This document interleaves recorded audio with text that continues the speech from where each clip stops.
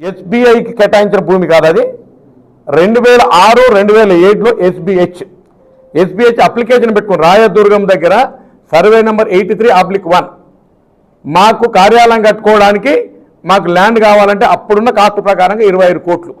దాన్ని అప్లికేషన్ పెట్టుకుంటే 2011 అండ్ 12లో అప్పుడు కాస్ట్ ప్రకారంగా 50 కోట్ల పైచిలుకు 5 ఎకరాలు ఎంత అవుతుంది? 250 కోట్లు. ఈ 250 కోట్లకు గాను 13 కోట్ల 30 లక్షలు మొత్తం లెక్కలు ఉన్నాయి. 13 కోట్ల 30 లక్షలకు ఆ భూమిని ఎస్బీహెచ్కి అలాట్ చేశాము.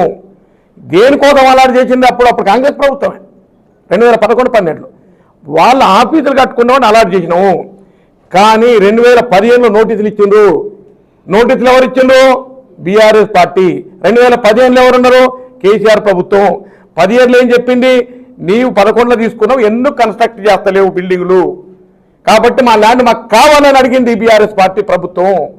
2021లో నోటీస్ ఇచ్చింది, మిమ్మల్ని క్యాన్సిల్ చేస్తున్నామని చెప్పి అప్పుడు 2023 మేలో మేము లేము.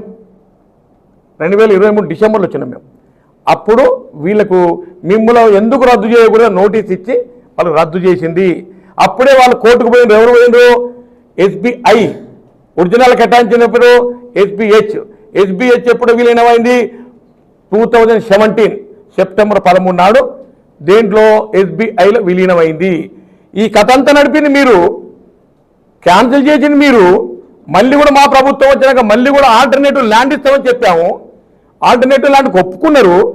అన్ని బరాబర్గా అన్ని ఏమి లెక్కలు చేయాలి అన్ని లెక్కలు తీసి ఇవాళ దాన్ని మేము వేలం పాటేస్తే వాళ్ళని రెచ్చగొట్టి ఎస్బీఐని రెచ్చగొట్టి కావాలని ఈ ప్రభుత్వానికి గౌరవ ముఖ్యమంత్రి గారిని అప్రతిష్ట పాలు చేయాలని దీనికి వంకర టింకర్ చేస్తున్నది ఎవరంటే ఈ బీఆర్ఎస్ పార్టీ. ఇప్పుడు మాట్లాడే నాయకులే. ఇది ద్వంద్వ వైఖరి, ఇది మంచిది కాదు.